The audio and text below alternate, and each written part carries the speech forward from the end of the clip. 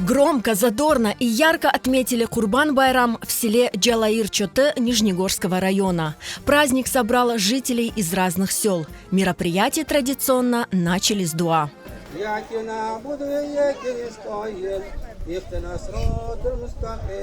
Душевная атмосфера царила здесь на протяжении всего мероприятия. Даже внезапно начавшийся дождь не помешал празднику. Бүгін ауа мына яғмыр яуды. Алла тағала берекет бізге. Сым сылақымыз мына. Алла жүмнеге саулықлар сейметлер. Эр ел Аллам я Раббым мына бұлей милетіміз топлашып байрамlarımızın geçirейік. Байрам пек güzel ve mübarek geçi.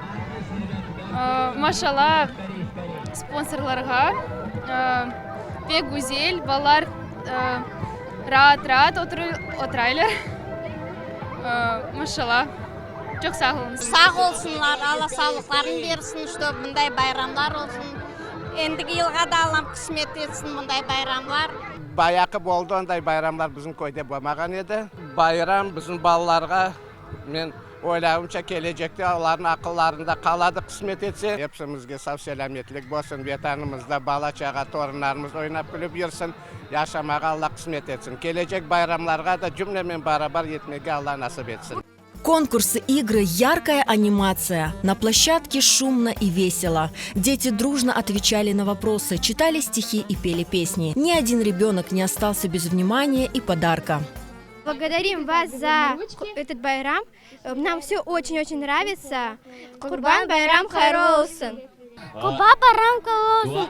Сау за байрам. Организаторами мероприятия выступили благотворительный фонд «Буллюр», крымские предприниматели, волонтеры и местные жители.